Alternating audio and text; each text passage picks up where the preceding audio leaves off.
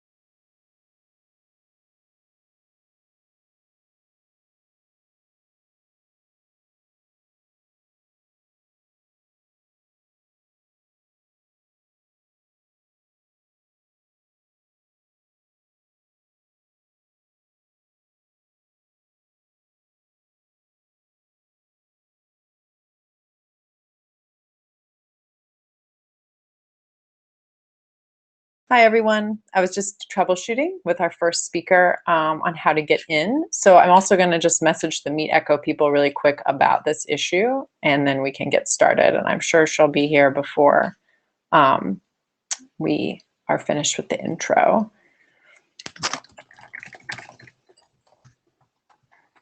Thanks for bearing with me.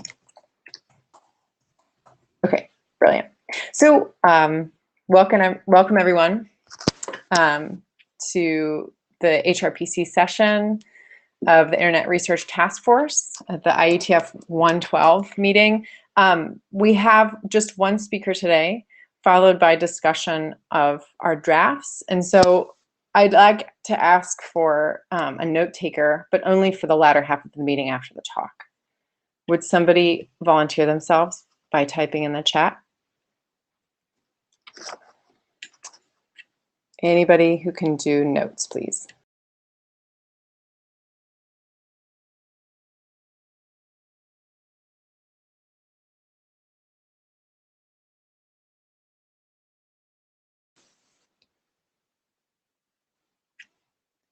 Well, if you prefer, I can always ask again just before we get to that second half, if I remember.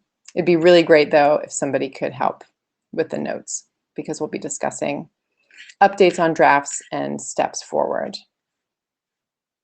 Chime in at any time in the chat. So then let's go over the agenda. I'll give you a chance to revise it if you'd like. After the welcome slides, we'll have Esterhosen come to speak about the Internet Governance Forum. She's currently trying to get in the room right now.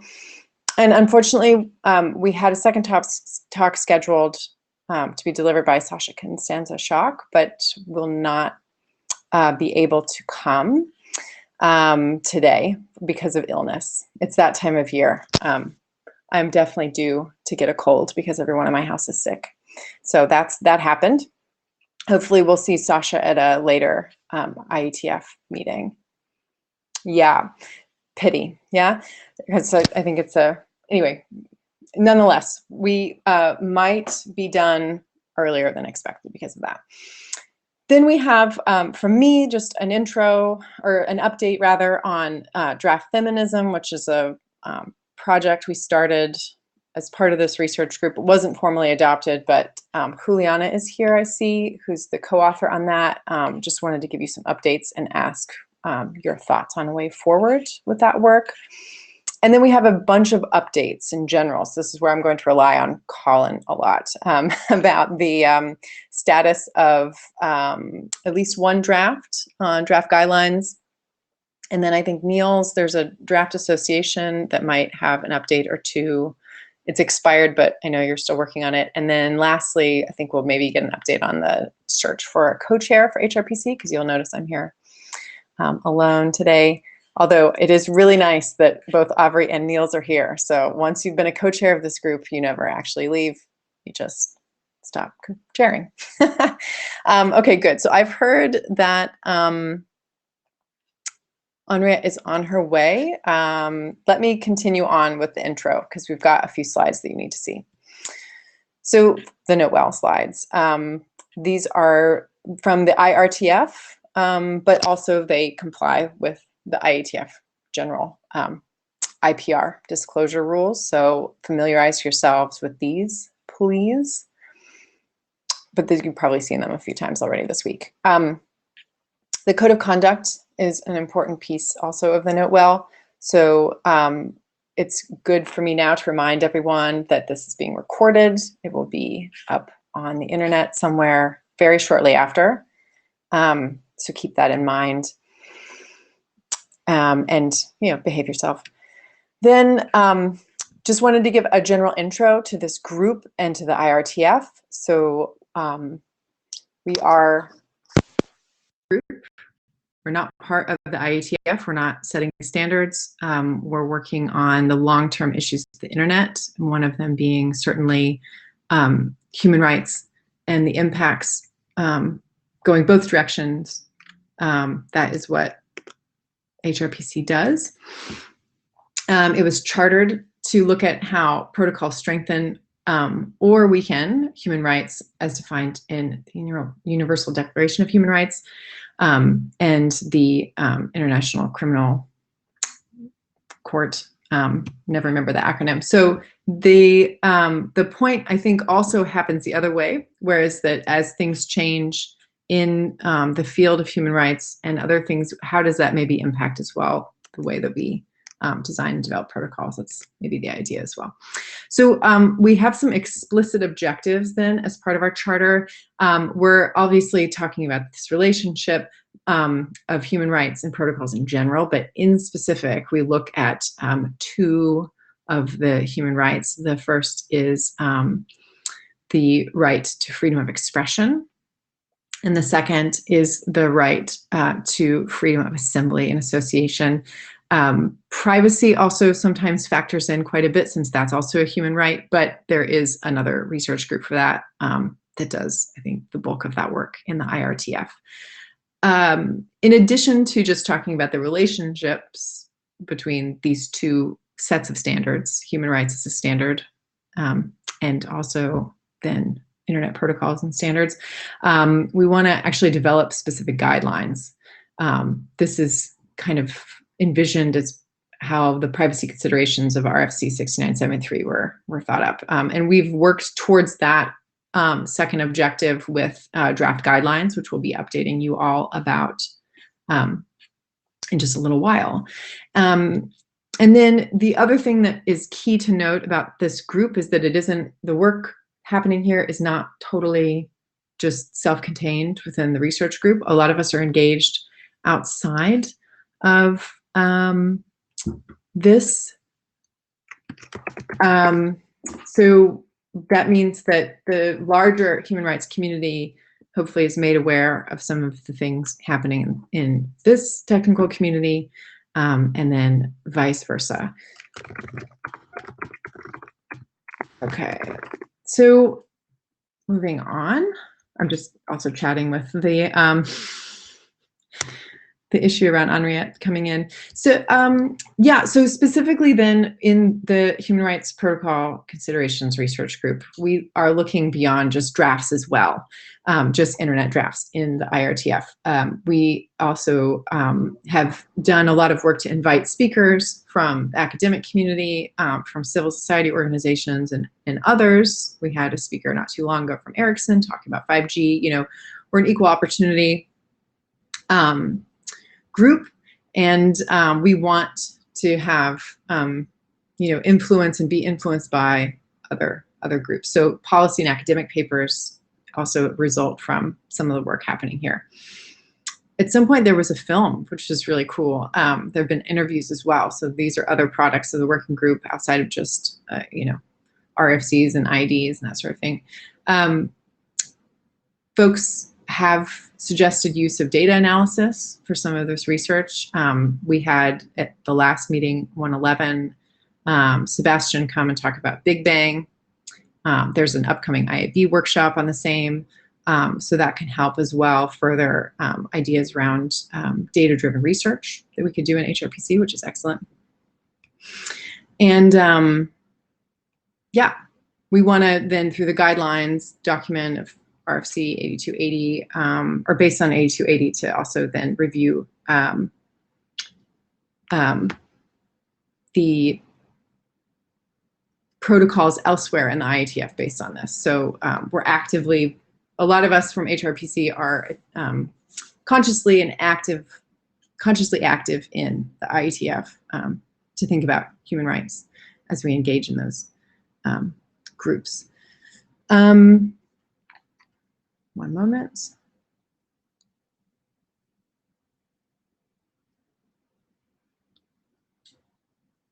Thanks. Okay. Continuing. So yeah, the work to date, I mentioned some of these already. We were chartered, you know, some years ago. There's been a film. There has been also then one RFC 8280 that I mentioned.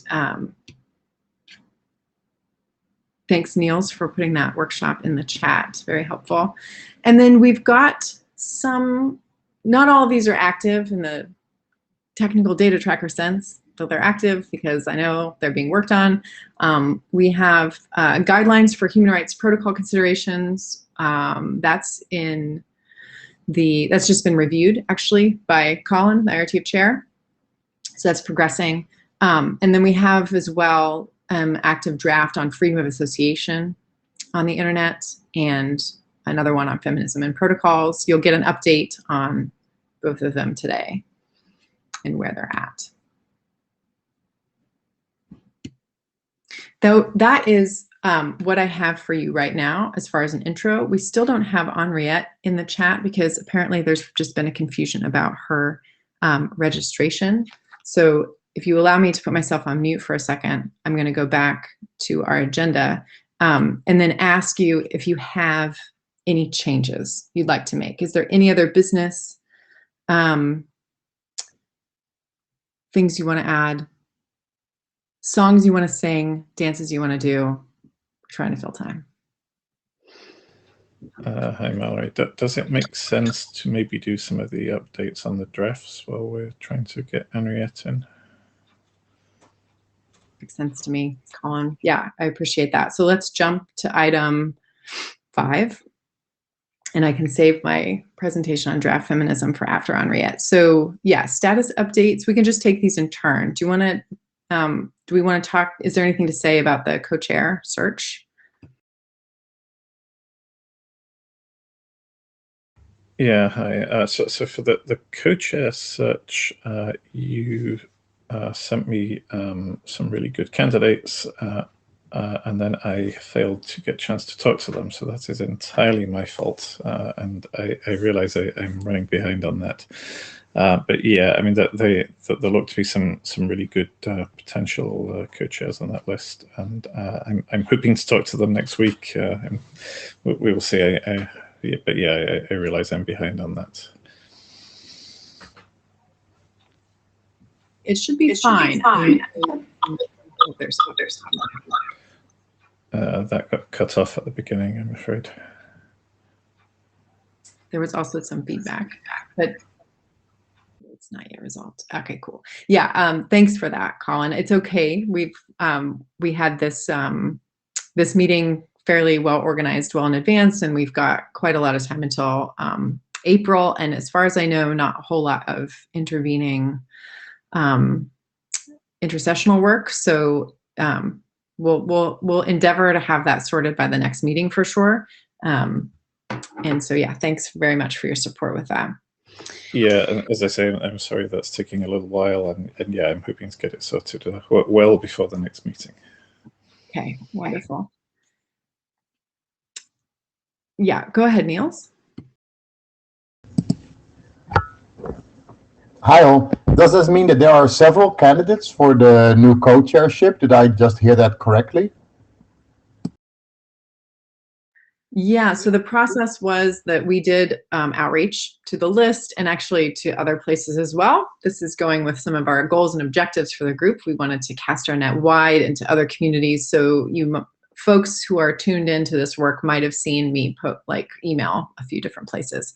After, I didn't really put a deadline on it for when I wanted folks to email me if they were interested, but it was clear that interest sort of flared up and then sort of petered out. So at some point I went through folks who had emailed me, I looked at their CVs, and then I gave Colin a sort of short list of folks that I thought fit the criteria that we'd sort of looked at. So we were hoping to get, since I represent civil society, we were hoping to get 1 or even 2 additional co-chairs that would be either coming from industry, coming from academia, and that had complementary background and skills. So sociologist has always been on our wish list for co-chairships. And so based on what I understood to be the criteria, I gave Colin a few options. And I think, again, like it could be that not just one new co-chair could join, another one could as well. Or even, you know, since there's interest in folks getting involved in this work, which is always flattering,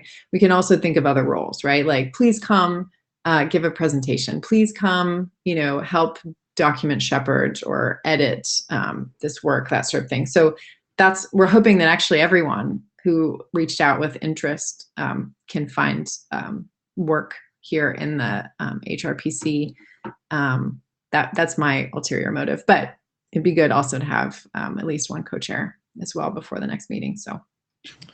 Yeah, and I mean, a comment I give to research groups regularly is that you have a lot of flexibility in your process. So if there are roles you can find to bring in people, even if they're not the sort of traditional role you might see in an IETF group, then you know, the research groups have the flexibility to do things in a different way if that's useful, if it helps advance the goals.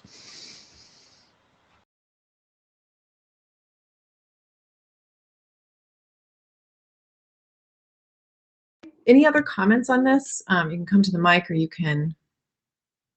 Okay, so there's a good question in the chat about good starting place for newcomers. Well, this is a really good starting place to be here in this meeting. So thanks for joining. We're going to go over sort of current work items and then yeah, there's also a website that we have that is a little bit more detailed than the information about HRPC and the data tracker. And the other thing you might do, and this is maybe some slight change we could add to that website Niels just shared, which is to watch older meetings that are now all on YouTube. So you can go back and see what some of the speakers we've had come to talk about work. It doesn't always result in a draft necessarily, but I think it introduces the possibility for collaboration and research. And then of course you get you can track the different drafts we've had, the discussion about those and that sort of thing. Right. So I think, what else could we talk about? I think actually, if we could get an update from you, Colin, while you're still on camera and here on draft guidelines, I saw, and everybody should have seen your review of that go to HRPC list, I believe, or if it didn't, it just went to authors, but it was a very thorough review. I thought your comments really excellent if you wanted to signpost some of this. Yeah, so I think I sent it to the HRPC list, so hopefully everyone should have seen that. Yeah, so I mean, this is draft guidelines-10, so it's a draft IETF HRPC guidelines-10. I sent a really long, detailed review. I guess it was at the weekend, I forget, possibly the end of last week. I actually thought this document was really interesting. It's a really interesting read. There were a whole bunch of really interesting questions it raises, and a lot of things to think about when designing protocols and developing standards. So I think it's an important document. I think it's something that the group needs to finish up, and I can see it being very useful to the community when it's finished. In terms of the content, I had sort of 5 main issues and then a bunch of details. The main issues, I mean, the document is structured around using the UN Declaration of Human Rights and a bunch of other sort of similar documents to signpost the list of human rights to consider, and then builds up a bunch of questions to think about when designing a protocol and how those relate to those rights. And I mean, that seems to me, as someone who isn't a human rights lawyer or isn't active in that space, as a plausible way of starting it. I would have found it more helpful if the document had said more about those rights. As someone coming in from an engineering background, I can read the headline definitions in there, and I can sort of guess what they mean. But obviously, different. There will be a body of experience of interpreting those rights. A bunch of different people, and perhaps in different countries, will have different interpretations of what those rights and those responsibilities mean. And I would expect that the extent to which they're incorporated into various national laws would vary, and the way the different national laws interpret those rights, and the way different cultures and different countries interpret those rights would vary.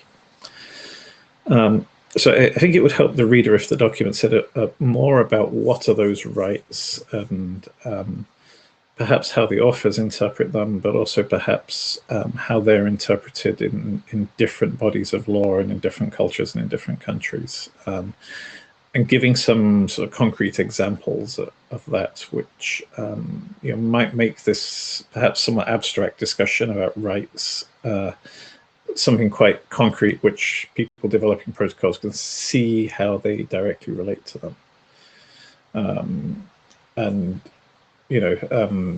freedom of speech, for example, gets mentioned a lot, and I think that's one thing where, for example, a US-based interpretation and a European interpretation might differ in ways which would surprise some people. I think once we start getting into the various privacy laws, handling of personal data, and how they relate to the rights, it seems that the GDPR, for example, is quite different to the equivalent laws in the US or in China or in other places. So it's something that talks about how these rights get reflected down into regulations and how those differ around the world, and maybe giving some examples of how they turn into concrete regulations that people have to conform to, might help make this real to the engineers actually designing the protocols, and make it clear why this is a real concern they actually have to pay attention to, rather than an abstract would be nice concern.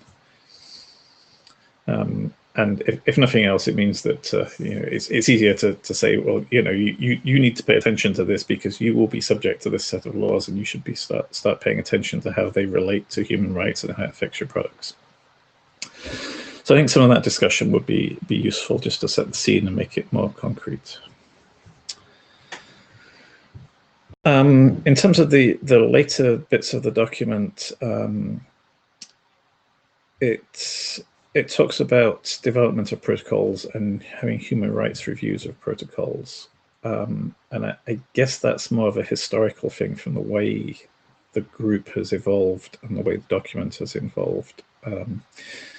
I'm hoping this can turn into something where it's more something which protocol designers take on board as they develop the protocol, rather than where a group of people comes, parachutes into the group and says, "Hi, we're from the Human Rights Review team. We're here to help."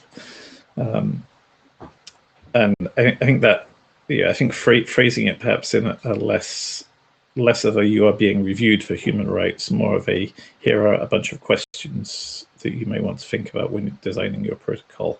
I think would just make it a sort of slightly less antagonistic adversarial process, and might make make it a little easier sell to parts of the community. The big bit was the meat of the draft is a long list of questions to consider to illustrate various human rights choices.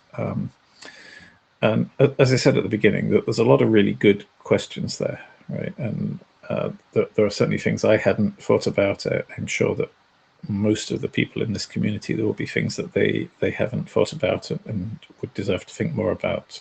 So I think that's a really nice list of questions.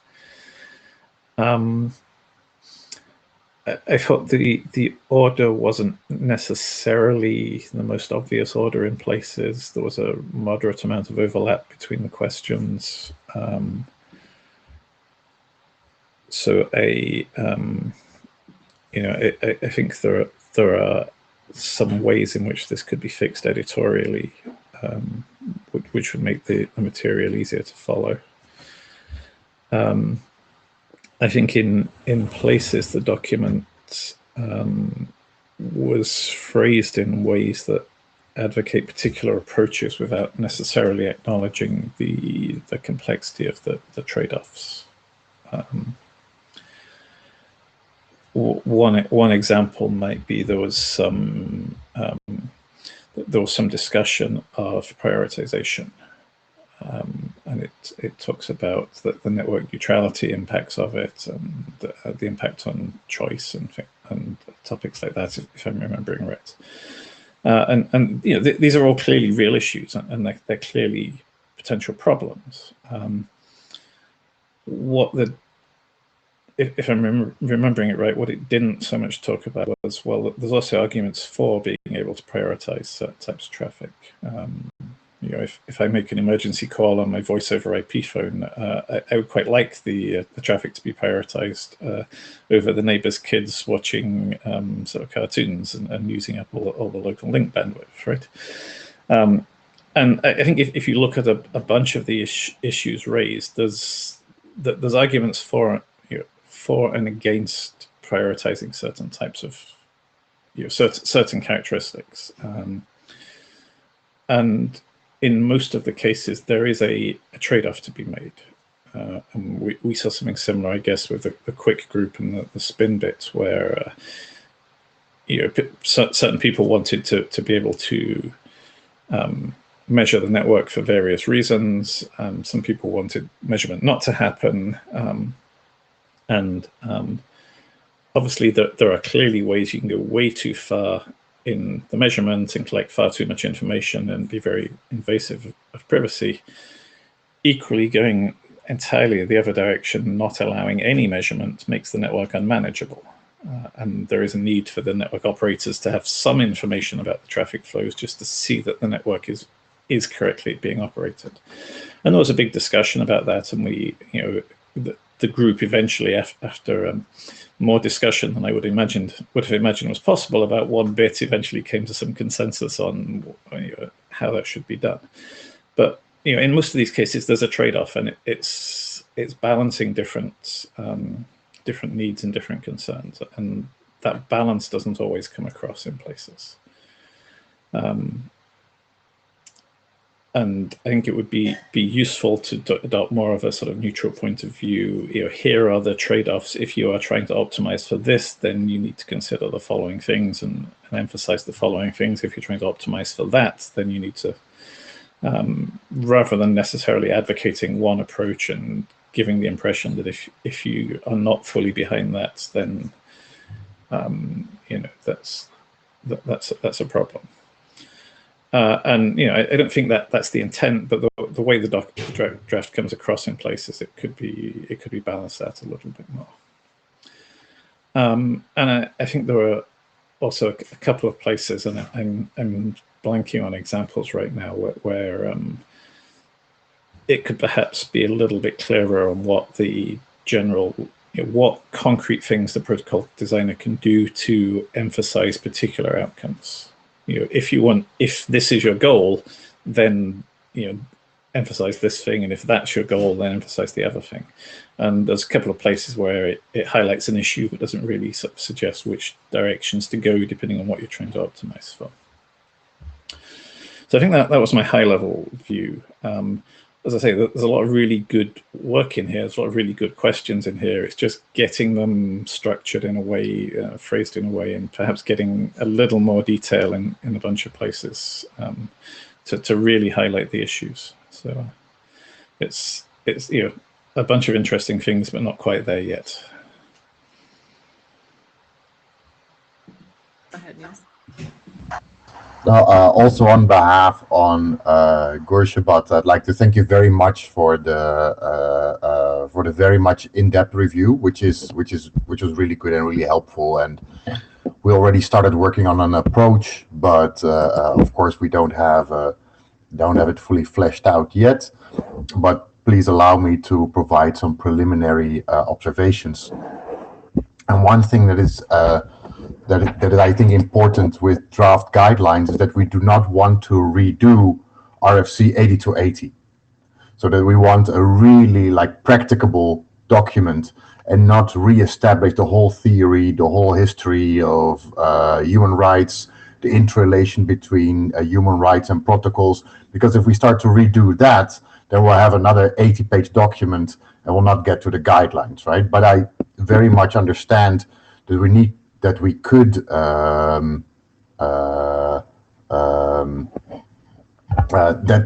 human rights are implemented differently. But I think we really also chose this research group to be about human rights to ensure that we do not need to compare the 194 different regulations in all the countries of the world, but use the most widely shared norm there is and that countries have subscribed to, and therefore focus on human rights and how they are translated. But we can definitely add a sentence to make clear that they are explained differently in different jurisdictions. And I think it needs more than a sentence here. Reading this, I'm not actually, without doing a bunch of further reading, understanding what rights the document is talking about or how they translate into something concrete. So I agree you can't look at all of the different all of the different countries and how these are interpreted in all the different countries, because obviously that's a multi-100-page sort of legal essay. But I think some going through the rights, saying a little bit about what's meant by each one, giving a couple of examples about each one is I think important to make it clear to the readers who are not steeped in the human rights culture what's being talked about here.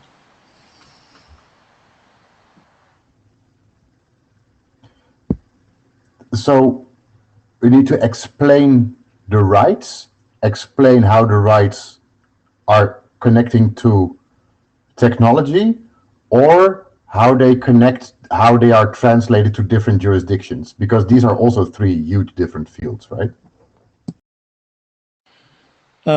So I mean, just reading the document, I mean, it talks about human.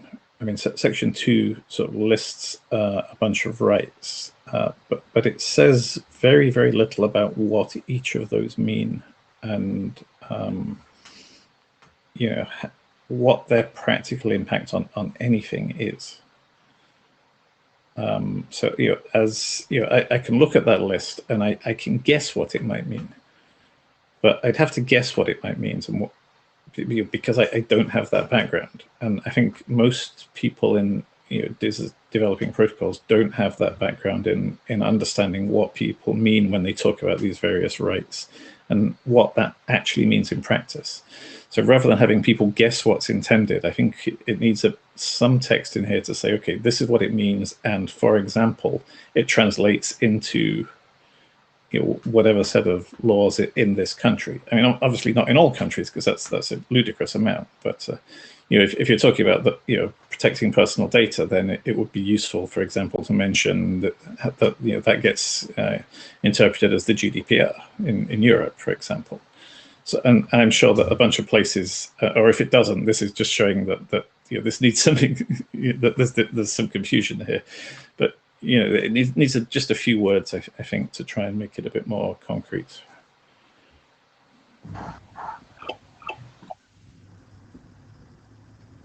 Okay, but I think what we really try to do with the work is try to focus on human rights, and once we start treading into national regulations and into policies of different countries, then things become much murkier, right? And that was also the strategic and the tactical discussion that's also in the charter. So I'm a bit, but I'll definitely try to hint to that, how as examples, but making that part of a structural piece of the study, I think would be opening us up for far more work. And I think, like, to establish the relationship between different rights and technologies, we've outlined several cases in RFC 8280 to establish the relationship.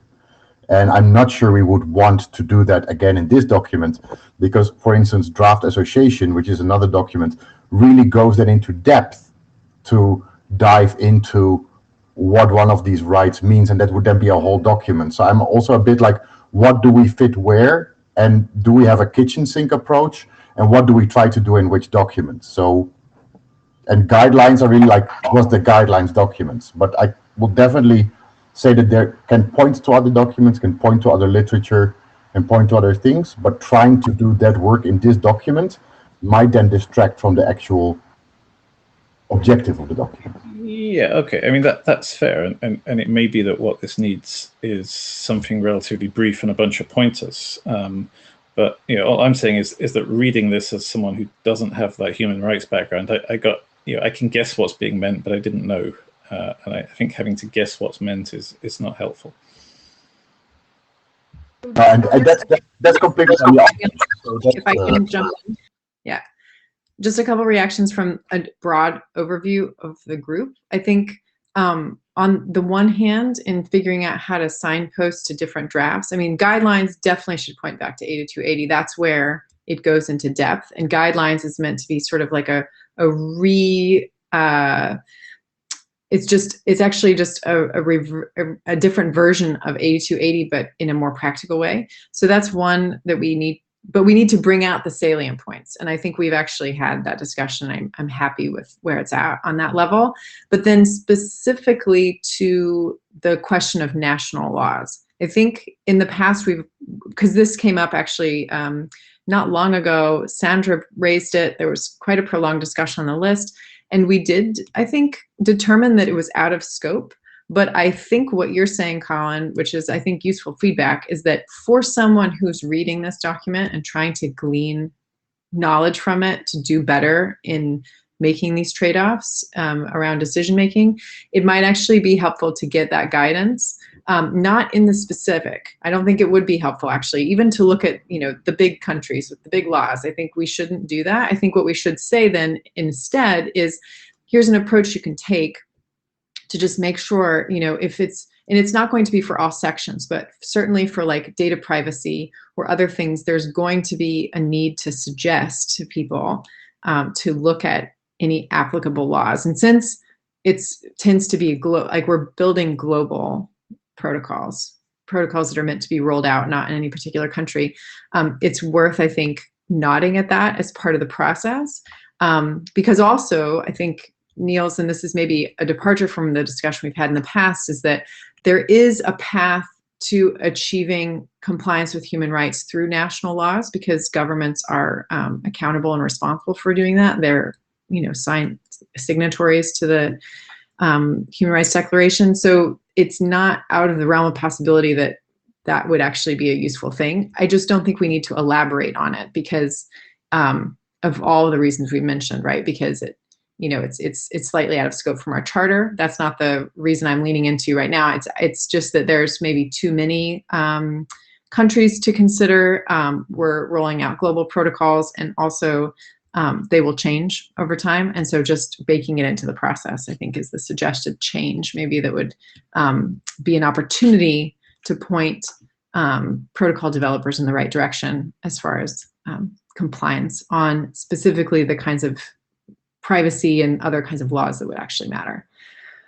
Yeah, it just seems quite abstract the way it's written, and I know a lot of this has gotten reflected in more concrete terms, and it's just, I think, probably be useful to the people actually building the protocols to make it a little more concrete. Yeah, and so for rights that are going to have a counterpart in national law, it might be useful to say that it's not going to be for all of the rights.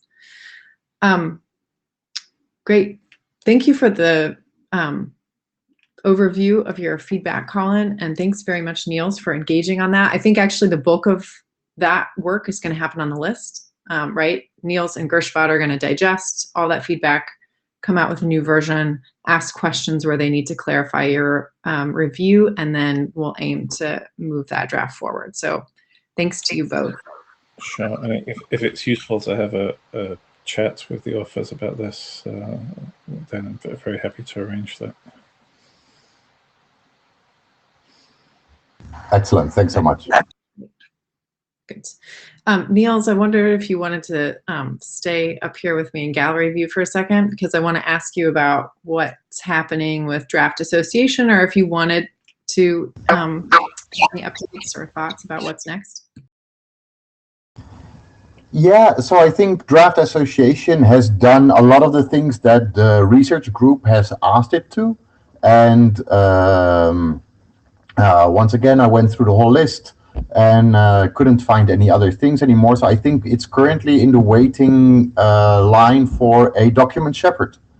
So I hope that once it gets a document shepherd, it will maybe receive just such an excellent review as draft guidelines has gotten. And then we can also move that document forward.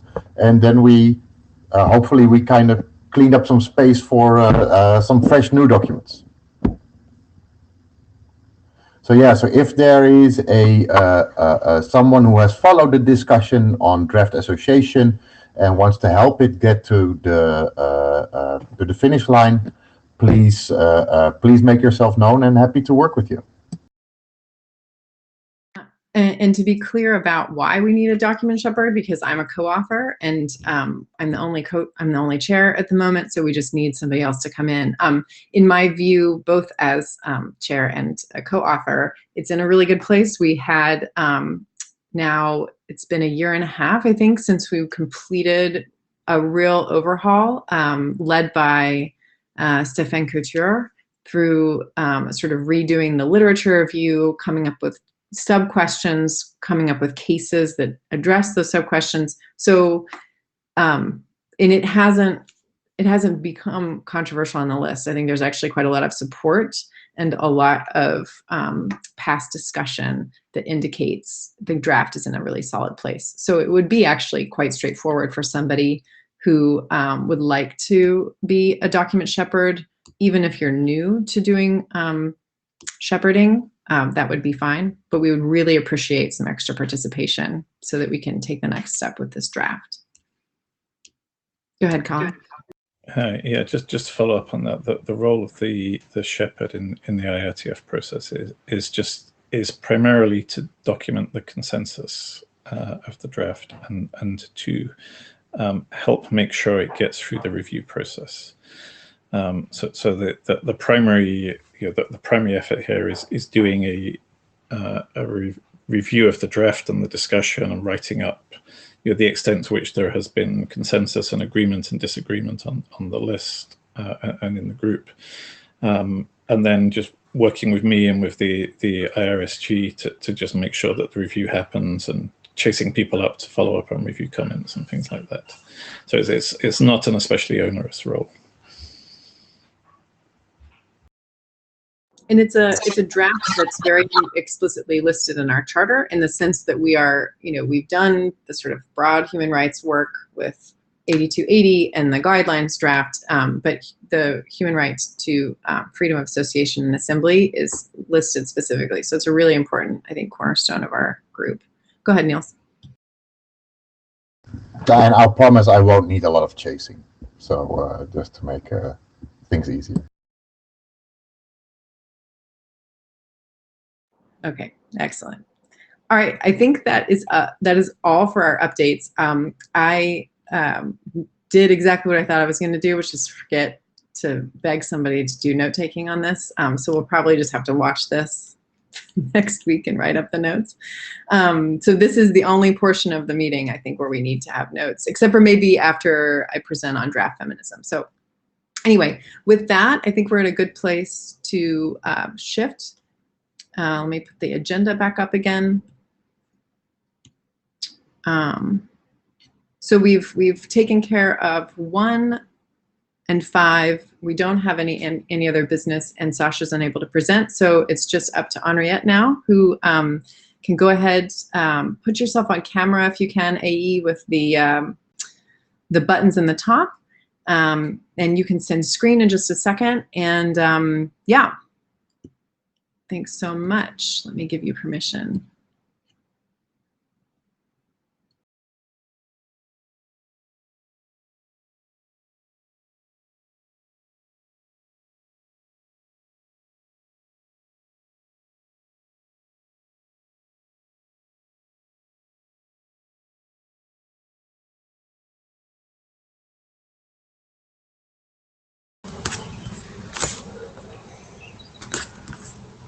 Can you see my slides? Not in presentation mode, unfortunately. Let me try again.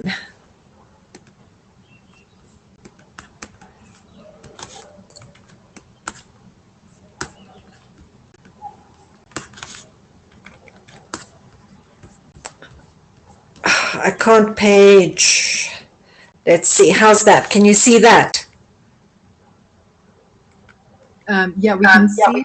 It looks like editor, which is Okay. Is that the correct slide?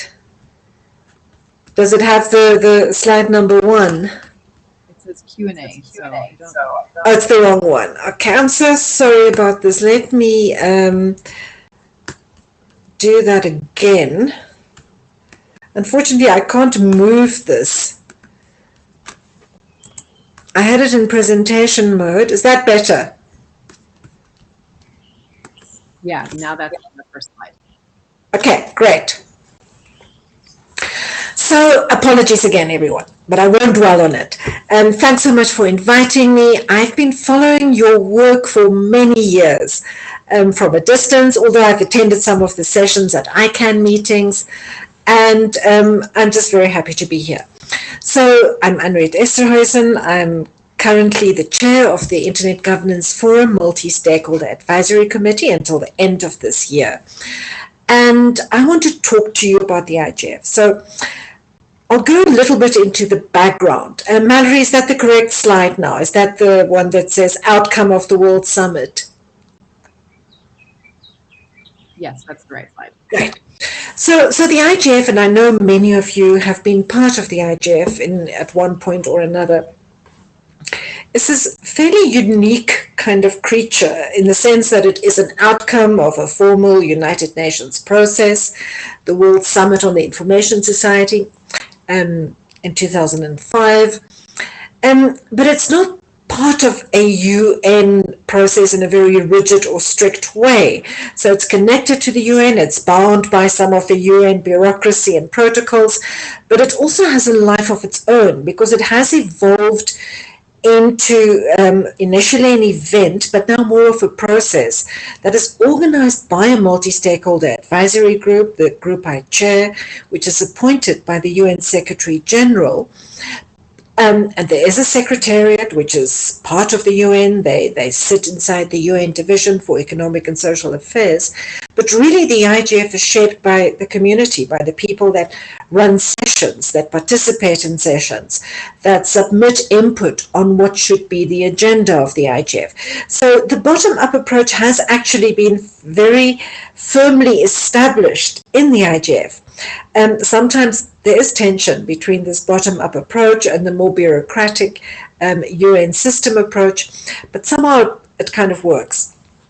And it has evolved over time. This is the 15th anniversary of the IGF, 2021. And the renewal of the IGF mandate by member states will be reconsidered in 2025. And that in itself is actually quite significant because the IGF does not actually control its own destiny, and not entirely anyway. It's very much linked to this definition of internet governance, which I know Avri is in the room with us. She was a member of the Working Group on Internet Governance, the WIGIC, a group which between 2003 and 2005 investigated, explored internet governance and how it should be approached. And they came up with this definition, which I find very interesting, because it is so broad, and it was, in a sense, a counterpoint to what at the time were the prevailing more technical definitions of internet governance, focused on the coordination and the technical management of the internet. This definition, I'll just read the last phrase, looks at norms, rules, decision-making procedures and programs that shape the evolution and use of the internet. So it's really very soundly focusing in on that constantly growing space of people and the internet being shaped by people and interacting with people. Just to talk about human rights, just very briefly, because I know this is part of the work that you've been doing, has been trying to put human rights on the agenda in a space that was not necessarily initially designed, or that didn't anticipate that it should prioritize human rights. And actually this also applied to the IGF. it's been quite a long and elaborate struggle to get human rights recognized as an important topic at the IGF. Probably it's taken about 10 years at least. It was covered very broadly under one of the main themes of the IGF, the historical main themes, openness, but it has been difficult to get more in-depth discussion on human rights. There was a fear from some of the IGF supporters that if we put human rights on the IGF's agenda, some governments would lose interest, or they would withdraw report, or even that the private sector might not be that interested. The same applied to gender issues. It's taken a long time and quite a lot of assertiveness from the bottom up to get these issues recognized as legitimate internet governance topics. So to tell you a bit about the MAG, that's the Multi-Stakeholder Advisory Group, the context that we've worked with this year has been really, the pandemic has been a major concern. In 2020, we had a fully virtual IGF, which was much easier to organize than the hybrid IGF we're doing this year. But it has also heightened awareness of the internet and the importance of internet policy frameworks that prioritize access, particularly access for those that are excluded from access and that are impacted on it so incredibly profoundly in the context of the pandemic. The other factor that's been a big issue for us this year is the UN Secretary General's roadmap for digital cooperation, and papers and proposals from various governments that emerge from that, the pending renewal of the mandate, and the fact that internet governance in itself is continuously changing and growing. It's no longer a set of processes that you can, define as sitting inside ICANN, the IGF, maybe the International Telecommunications Union.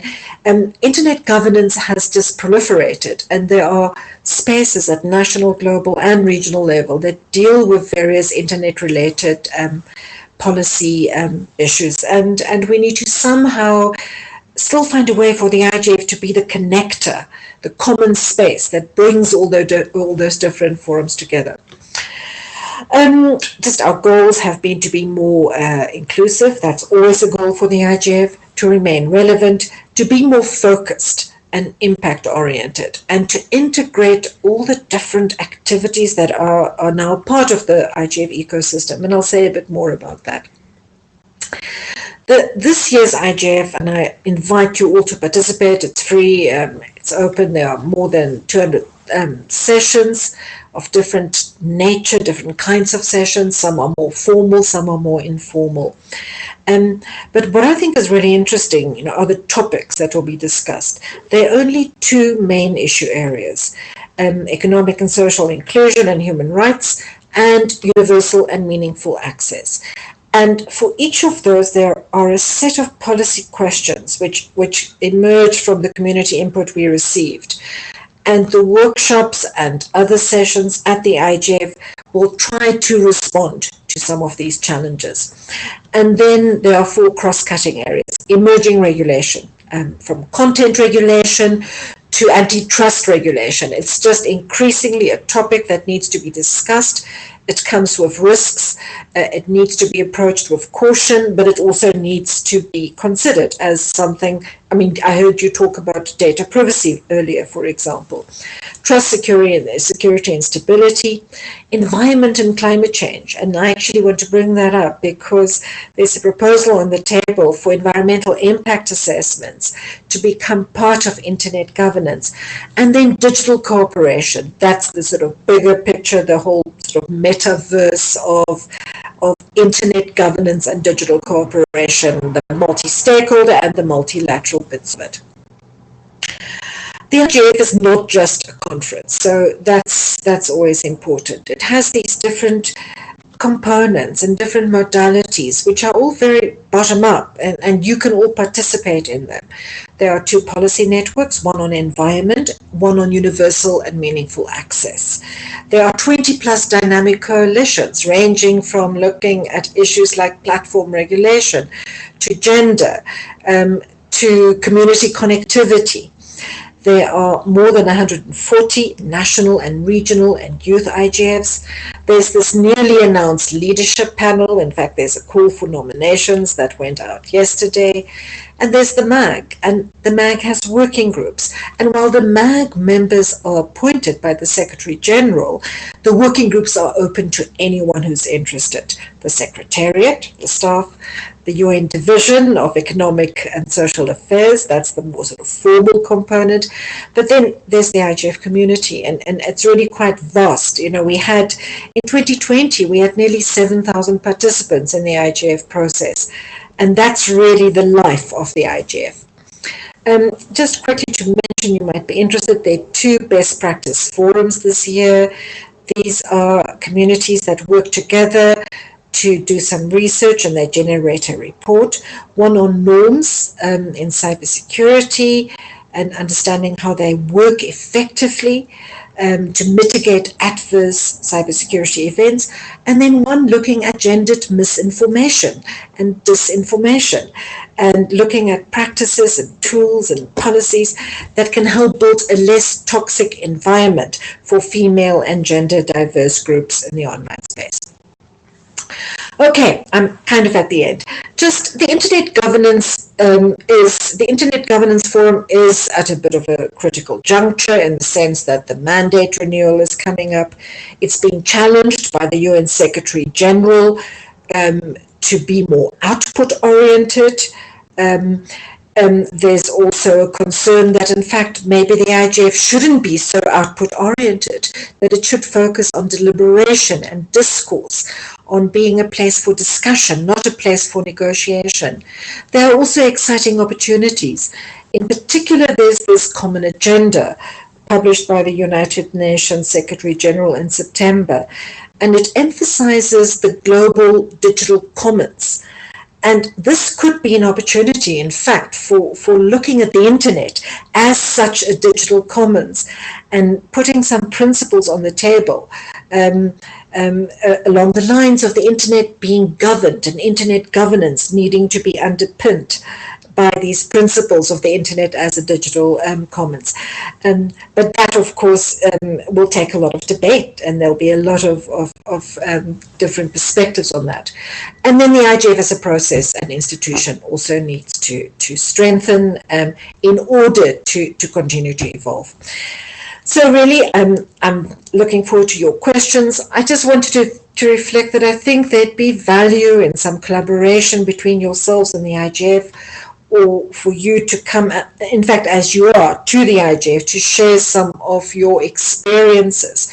In fact, I think the idea of impact assessments and how they can work better, how they work well. So a kind of lessons learning or best practice, good practice gathering on impact assessments could be very useful, and from the perspective of human rights impact perspectives, but also from the perspective of these proposed environmental impact assessments. There's also a discussion about the human rights-based approach to internet governance. So there are different modalities. We could form a dynamic coalition, we could just have a bilateral, but I do hope that your work can continue to be and become more visible at the IGF. And if there are any ways in which you think the IGF can support your work, let's talk about it. Back to you, Mallory. Thanks, Henriette. Really, it's a great presentation. I could talk with you all day about this. I wish that we could do that. But I want other people from the participants to ask if there are questions, if folks are familiar with the IGF, if you've been, what your assessment is. I think, yeah, Henriette is the expert in the room right now on this. I'm trying to stop sharing. If you'd like to. I don't know, before you had your camera going, Henriette, but we didn't see anything. We just saw a black square. If that's how you like it, that's fine. But just inviting you if you want to put your camera on. No, I'd be happy to. I've just been kind of switch it's dark here. I need to switch the light off. But please, I'll do that. But let's just get the questions going in the meantime. Andrew, go ahead. Thank you, and always good to get the background on the IGF. So thanks for the presentation, Henriette. Just turning your last point sort of back on its head, I think it will be fantastic to get more participants from the IGF involved in the sort of internet standard making, because we could really do with a lot more input from people with a better understanding of the policy implications of standards decisions. I'm sure not everyone in the IETF would agree with me on that, but I think we'd end up with better standards if we understood the real world impact of some of the choices being made. But other than that, I'm really looking forward to in-person participation in Poland in a few weeks' time, which will be fantastic. So thank you. Absolutely, Andrew. There is actually a dynamic coalition on standards. It was initiated by a guy called Wout de Natris. I don't know if you followed that work. It was relatively, it operated as a kind of standalone project at some point, but now it's a self-organized community of practice. I'm not sure if any of the IETF people are involved in that, but I absolutely agree with you, and I think that in fact in the early days of the IGF there was more conversation. I mean, I wonder if you even remember that. There was more focus on standards in the early period of the IGF than there is now. Andrew, I think it's very important to have that kind of cross-fertilization, the bigger picture perspective, along with the specificity, the specific technical detail that you have to do within the standards process. So yeah, it is important. I agree. But for example, we have, human rights protocol considerations group that is not working so well. You can hear my audio, right? I can hear you. Good. The platform is lying to me. I think the other one you mentioned too is the best practice forum on cybersecurity, and I've also been engaged in that for a while. And I think a lot of folks who've helped me with my research projects in that group could apply those here. It's just it's not always so very technical. But for example, like this year, I've had a team researching how internet security events could have maybe been mitigated differently if whether or not international norms would have actually made a difference. So we'll see, but it could be similar to, I think, work in IRTF around, could these practices have been different and looking in the past at different things. And so Simon Hicks has mentioned in the chat that the large players from the IETF haven't been involved. I think that's not always true. I don't know about this year, but in the past I know the IETF has hosted a forum. An open forum. Open forum is a workshop style or a session style where a body, this goes to the IGF as being a sort of connector. So if you are representing, another sort of internet governance body, you can hold an open forum in which participants come to learn about your body, and then you can have questions and answers. And I think folks from the IAB have done that in the past, but I don't know actually if it's on the schedule for Poland. There are lots of open forums. I think there are about 40 different open forums. I'm not sure who is, I don't think the IETF is presenting one, but that is a modality that you can use. And in fact, there's also, what we've tried to do is make the IGF more flexible. And one of the forms of organizing a session during the IGF is a networking session, and that remains open. In fact, one could apply now for a networking session on a particular topic. You could, for example, during the IGF, organize a networking session on standards and do it during a lunch break and just invite everyone who's at the IGF who cares about standards to come together and share their reflections on whether the policy people understand standards or not, for example. Yes, Colin is saying that the Internet Society is running an open forum. They're talking specifically about their internet way of the internet way of networking. Their approach at the moment, which they've been working with, which is to apply the interoperability of internet protocols and how the internet operates as an interconnected network to policy making. So it's interesting. They had sessions on this last year as well, but they are definitely running an open forum on that. Yeah, ICANN, absolutely. They're doing one. I looked. There's not one for the IAB or the IETF. I also heard W3C talking about doing one, but I don't see anything. I don't think WC3 applied in the end.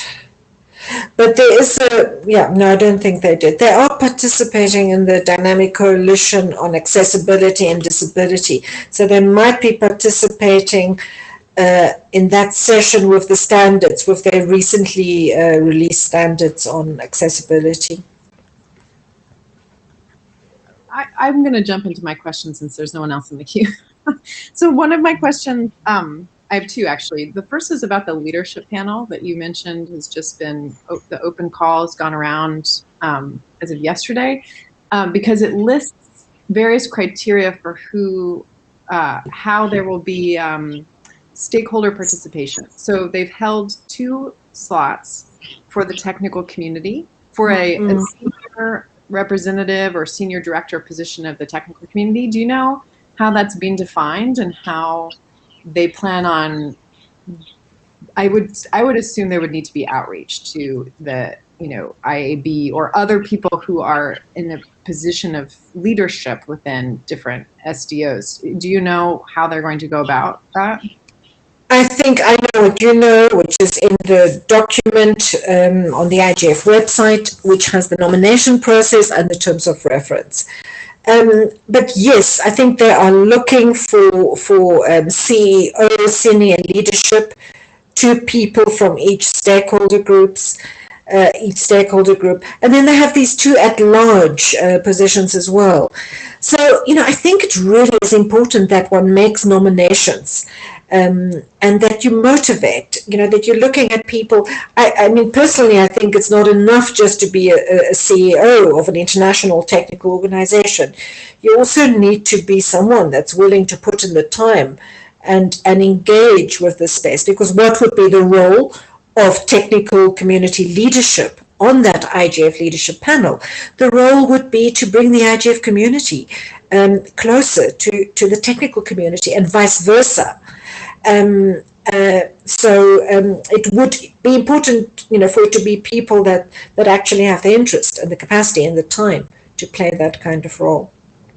Because one consideration is that there aren't, as far as I know, there's not a lot of mechanisms either in the IETF or even ICANN or the W3C around appointments on behalf of a technical community. That's why I found it like an interesting inclusion. But because I think the term in the technical community is liaison, right? You're like the liaison between, ICANN and the IETF, or you're the liaison between the ITU and the IETF. You would be the liaison between the IETF and the IGF. But not just that, you're actually representing not just the body that you're a leader in, you're representing the whole technical community. So if there are 2 slots, and let's say, someone from the ITU-T and then someone from, the IEEE are appointed, they're actually responsible for connecting all of these SDOs. So it's just a bit, it's actually kind of a tall order, and I'm not sure people It's a very tall order.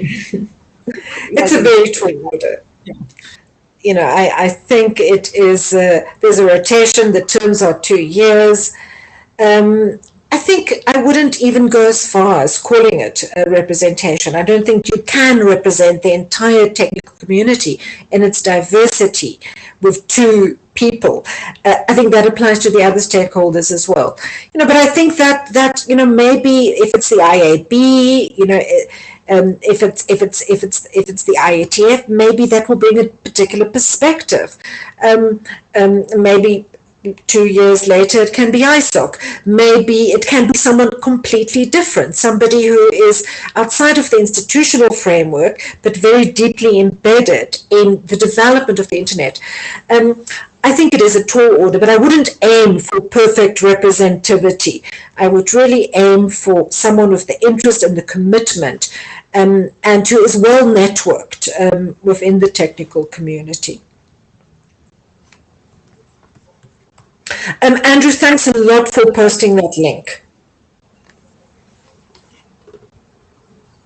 And then just the last question, maybe this will spark others for more discussion, but I noticed the tension between whether or not the IGF should continue to be a place for discussion and deliberation, or whether it should have more outputs. And I feel like output driven can be can be very meaningful. Like, it's one of the reasons why I've engaged more in intersessional work over the years I've been working in the IGF, rather than just focusing on the annual event.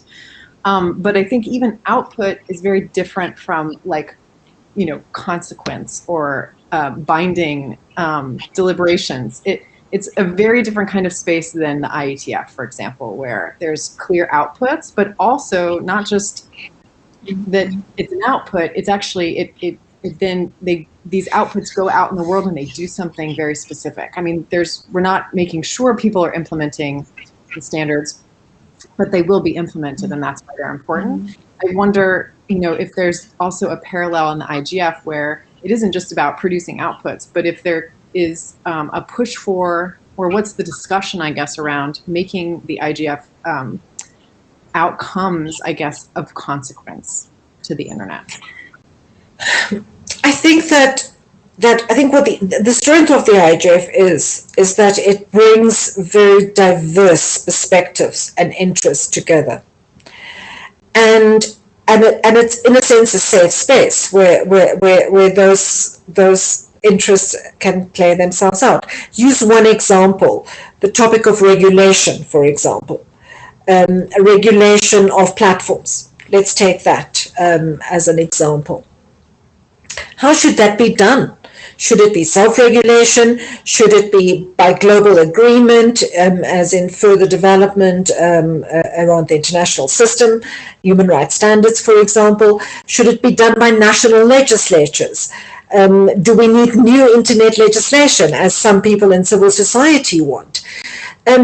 The private sector, in a sense, at the moment, is kind of driving the process by putting self-regulation into place. The Facebook Oversight Board, for example, is that sufficient? So the value of the IGF is that it allows us to debate the pros and cons of those different approaches.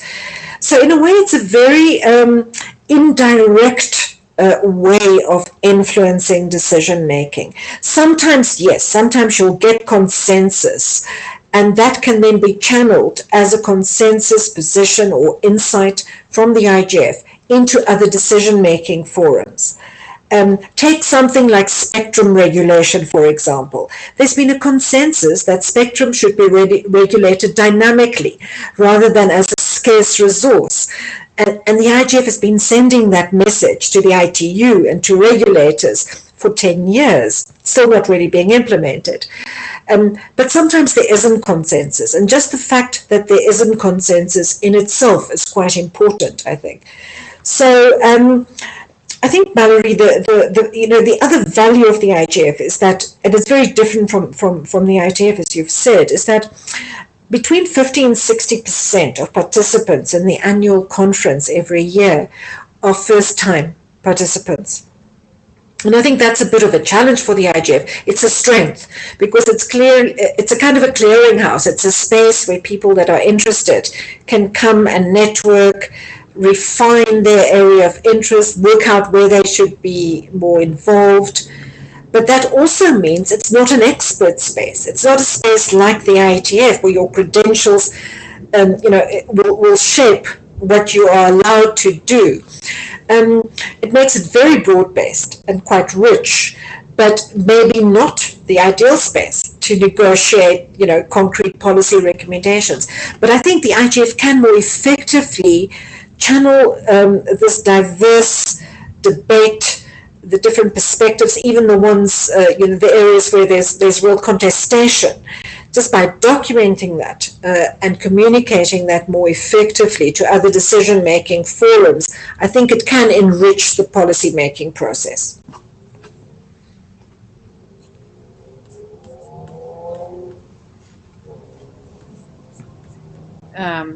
Yeah, if there are no questions still in the queue, last call. Please just jump in.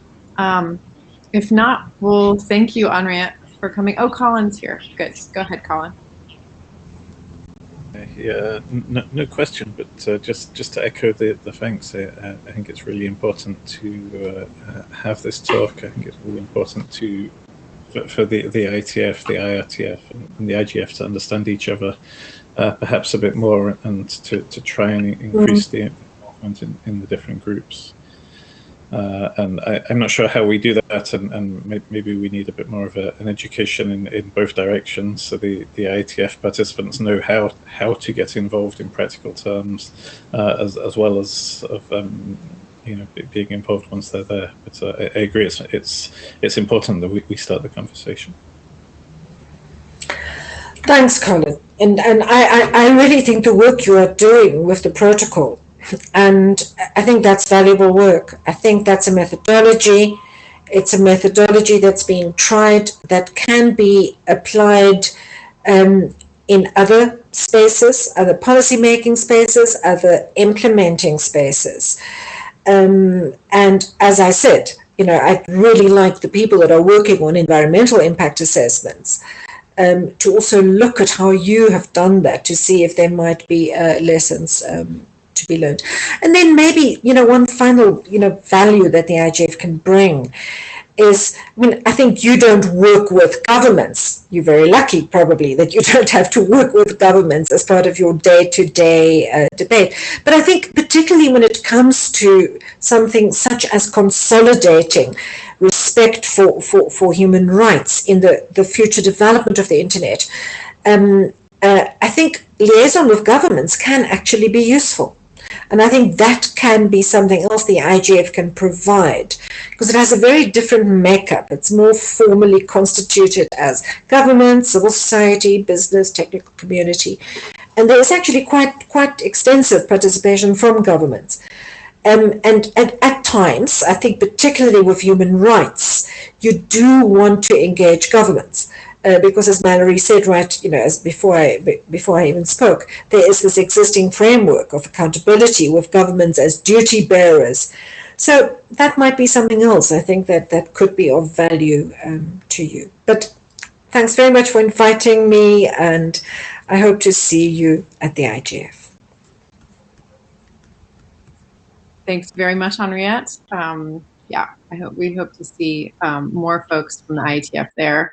Or the folks that can go between the two worlds. More links are needed for sure. All right, so we just have one final presentation, and we'll probably be ending a little bit early depending on how discussion goes. So thanks everyone who's still sticking around for that. I can just very quickly put up the agenda again, just to remind us all where we're supposed to be going here. So yeah, we're on item number 4. This is an update on a draft that actually Juliana and I are both co-authors on, and Juliana is here.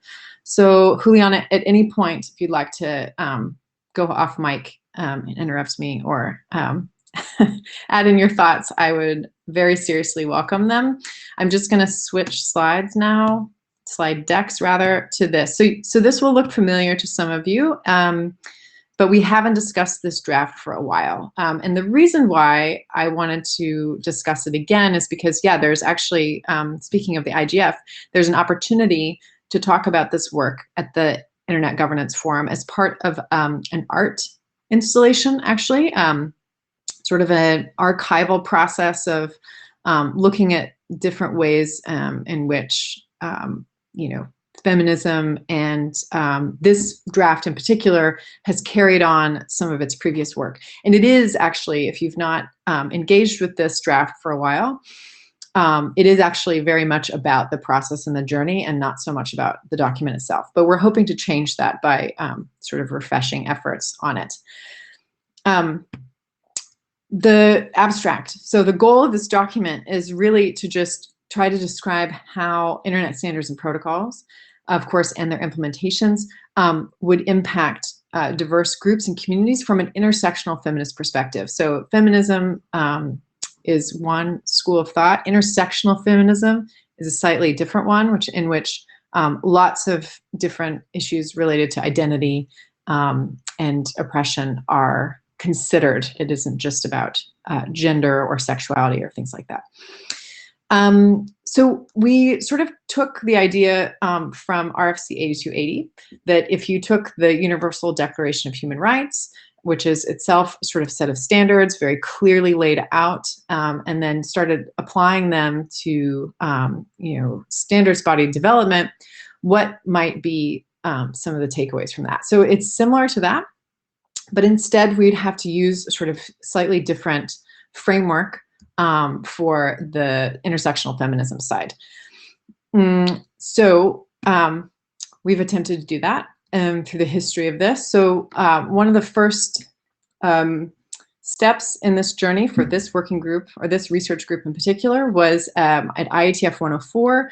We had asked the Association for Progressive Communications, another tie to today's session, this is where Henriette and I used to work, and also on Avri. The feminist principles of the internet seemed like a very good place to start the discussion, because like the Declaration of Human Rights, it was very clear and it had specific principles laid out. And that itself is a whole journey over many years to develop those principles. So that was presented, there was a bit of discussion, and then Juliana and I put pen to paper and actually came up with a version. So yeah, the presentation, I actually ended up delivering this presentation because there was a conflict with the presenter from APC at the time, but I took the slide deck and I did my best, having at some point been involved in the work. But yeah, the feminist principles of the internet, if you're not familiar, you could go to feministinternet.net or .org, actually both work. And you can see sort of how, they're grouped in terms of different big picture ideas like access to the internet. There's the issue of access, but there's also the issue of access to information, reclaiming technology. And you'll see echoes not just from human rights, such as, right to information, but you also see wholly feminist concepts that have been integrated from a variety of different perspectives, and how feminism is really expressed around the world. So presented that. Then the sort of initial version kind of had it was trying to do two things at once. Maybe not at once, but it was trying to do two things in the same draft. The first was how to identify, maybe at the user level, issues that might come up with respect to internet protocols and how they're designed. And then the second thing it did is it tried to look inward at how gender is a function of the internet governance and the protocol development that happens in the IETF. And so you can see that reflected here. This was Juliana's presentation from the IETF 105 meeting, where, at the user level, we're trying to describe some of these internet threats and how it might actually, be improved by changing the way some internet protocols work. And then on the other hand, also maybe using some of this data analysis techniques, right? Looking at actually the IETF archive to analyze terminology, context, discussion, and how gender roles played into the ways in which decision-making was done. That was the first version. And then, we also then, like I said previously, the focus has been then on how we actually go about doing this. So again, another slide from Julia's presentation. Trying to follow in the footsteps of the 8280 process, going point by point through each of these principles. I think there were 13 or 17. what could you say about each one? What could you point by point say about internet protocols in each of those principles? And then also the other process point was just around how do we actually get feedback on this? So we didn't feel, so the big focus then I think on the following version was how do we get feedback from actual feminist communities about what we're writing and saying? Because that's actually the, I think an important element to consider is, and maybe we can over-considered it. We focused a lot on process, on sending this draft to mailing lists where feminists and technology are combined. We did a few workshops actually at various conferences. Juliana and I both just to talk about it, so that feminists out there, scholars out there knew that we were writing it, and we wanted their feedback. So we've actually had a lot of opportunity for feedback. And we focused a lot on process, but then I think that the text isn't finished and it's not quite, it's not full yet. There's no full draft. So I wanted to then, so this is the history so far. We haven't yet got an O2 in the data tracker yet. It's sitting in GitHub because the doc freeze. We'll get one up soon. We branched out actually the GitHub and the issue tracker from the IETF HRPC group, and it's now sort of on its own for a little while. We'll maybe merge it back in as a separate, or give control to the repo, to that group, depending on how this discussion in particular goes. But we wanted to update you on some of the just small bits that have changed since. So we've got a bit of a reframe in the introduction, thanks to Juliana. We've had another contributor, Sophia Selly, come in with some suggested tweaks. And then the suggested changes, which have yet to be done, but wanted everyone's feedback on it, based on other feedback that we've gotten, is actually maybe we should not focus so much on the feminist principles of the internet, but actually do a broader literature review. So this would include other sort of derivative works of the FPIs. It would include entirely different bodies of work on feminism and technology that are completely outside the FPIs. And then the second proposed thing would be then to maybe shift the idea. So going back to where we're talking about version 00, right?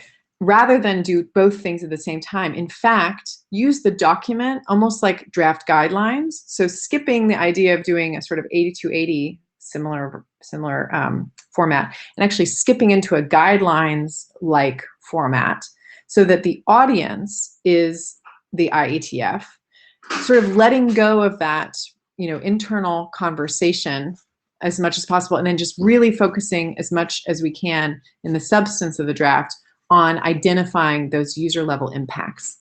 I don't know if that shift made sense. It's a bit subtle, and we're coming towards the end of this presentation, so I hope you're still following. But that's, I think, where we would want to go in a new direction with this. So that might mean that we actually then take the structure down currently, which breaks down each sort of feminist principle one by one, actually erase that, sort of do a really nice sort of literature review first, and then develop from there. So I'll just show one example here of something that I think is really compelling, maybe for the future of the work, which is things like this. You could go to this repository at anarchistserver.org, where these collections have really tried to almost be an archive of sort of the history of feminism and technology. And that is typically what we find when these sorts of bodies of work appear. It's very rare to, we're not looking to just create a wall of text. We're actually trying to contribute to sort of a living, breathing movement of activists around the world trying to solve these problems. And this process in the IRTF, in the HRPC today, is actually part of that, and that we want more people to be able to engage with these ideas. So yeah, these are the proposed next steps, I think, for the research. And Juliana, this is where I really want your thoughts, and we'll definitely create some time after this meeting to talk, just the two of us, about this. But I'm thinking that, you know, we might reformat the entire draft to reflect different structure. So rather than going principle by principle, we actually now develop a research question, a clearer one, which is, how can intersectional feminism guide the development of internet standards, protocols, and their implementations? We can change that, but that would be part of the first sort of reframe. And then based on that being our North Star or our research question, actually then just do literature review in service to that question. So we can really focus on storytelling. So some of our sources are not going to be texts, but they might be media, interviews, collections of such. And then to that end, we'll maybe need to create somewhere, somehow, a repository of those things, given that they're not just going to be citable texts. They might be a little bit less tangible than that. And then I think to continue in that vein, we might actually think about either invited talks to this group, workshops in other conference settings. We could even do an interim meeting or two as part of HRPC. And that sort of thing. So, and then actually just maybe let it sit for a while, because I don't know actually what the next step would be without, I think, a lot more convening and introspection about the things that we would find in the proposed steps 2 or 3. So now comes the time where I get to ask you, what you think of this proposal. Any thoughts, any additions you have about what I'm proposing?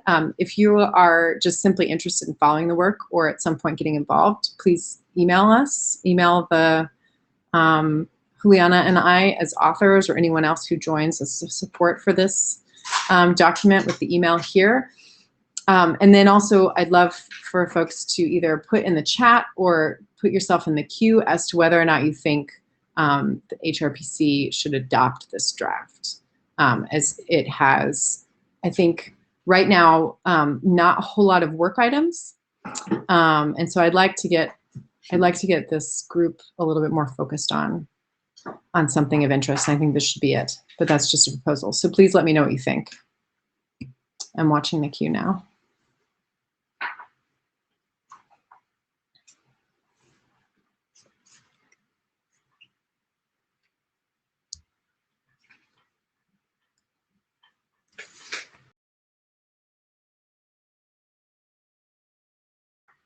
Go ahead, Niels.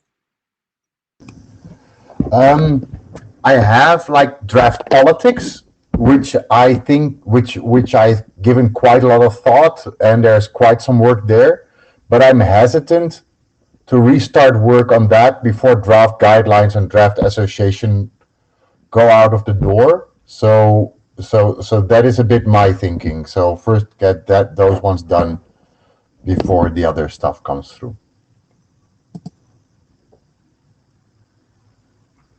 And I think draft politics, sorry, there's the echo. I think it wasn't a working group document or a research group document. Is that right? Don't go away just yet. Ooh, I am not sure, actually. I think it was, because I worked on it extensively with Andrew Sullivan, who then had to, yeah, it was adopted as a research group document. Yeah, for sure. Yeah, actually quite for 7 versions already. Yeah, I recall, and I feel like the last time we talked about draft politics, we wanted to take it in an entirely different direction, which could be fine. We have a habit of doing that in this research group. We start here and then just take a hard left and go. So that's fine. I mean, that's kind of what I'm proposing with draft feminism as well. So I don't think that they necessarily have to be exclusive. Like, we could still, adopt the draft feminism work with the aim of getting also draft politics back on the docket. It's oh, totally. I think that the approaches would be very different also. Yeah, for sure. I mean, in a way they could be complementary, because I feel like with draft politics, you're aiming to basically make a definitive statement that, technology is not neutral, with a lot of citations and deeper thought than that. And I think that, you know, obviously feminism or intersectional feminism is an expression of politics. It's a very specific one. And so I think rather than making a general statement, it actually kind of accepts the premise that technology is not neutral and it is political and quality, and how, right? And how in particular. So I do see them as complementary. I almost see them, they don't necessarily have to be linear, but I think one sort of assumes the premise of the other. Other thoughts on just whether or not, because I don't think it makes sense to adopt the draft if there's not sort of interest from the rest of the group about that. And if there isn't, then certainly Juliana and I can think about how we can change or how we can make progress on this draft between now and 113 to convince you otherwise.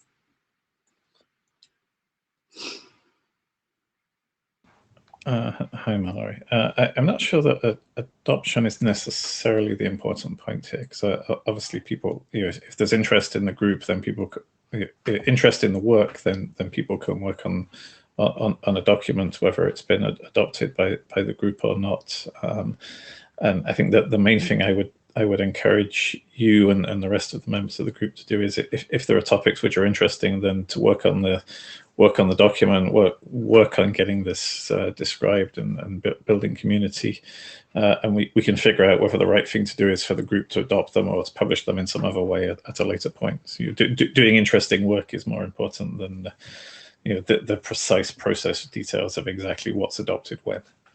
And this looks like interesting work, and it looks highly relevant. So, and that's what I want too. I want people to get involved, and I want, you know, that's my main goal is to have presented this today in the hopes of getting more people to write to us or contribute to the GitHub. But just to say that, you know, if part of our process, and let me go back a slide, is to maybe, you know, focus a lot more on the storytelling and continue to think about process with respect to other communities that are actually active on this topic and connecting it to them. If we go to a workshop, for example, like it could just be Juliana and I, or some combination of the authors or folks that have contributed presenting this work. But I think it can also be more meaningful to folks to locate it within the Internet Research Task Force, specifically HRPC, not as necessarily like an ownership or a stamp or a sort of, I don't know, authority signal, but I think it then helps to bring people back into HRPC, right? Where it's like, this isn't just our idea, it's actually supported by a sort of larger group that thinks it's a good idea to keep thinking and talking about this. So that's all. At some point, I do think that can really compel folks outside of this body to understand the importance of this work at the IETF. Yeah, and I would agree with that. And if that's a useful thing to do, then by all means, you know, bring the work into the group and adopt it.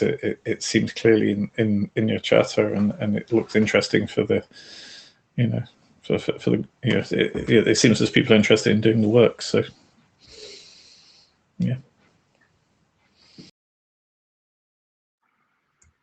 All right, I'm going to leave the queue open for another beat or so. If anybody'd like to jump in.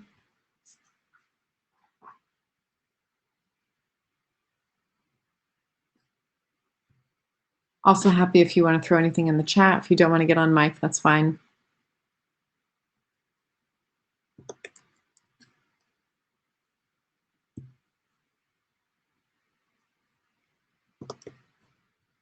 All right. It doesn't seem like anyone else has anything to say about that. So I think we have gone through our agenda for the day. And so there's not much left other than to thank you all for coming. And apologies that we couldn't have Sasha speak today. We're wishing her well. And yeah, thanks Niels, thanks Colin, thanks Henriette. And see you at 113 online or wherever it's supposed to be. It's true. Yeah, we use those extra 15 minutes. So thanks again. Bye, everybody.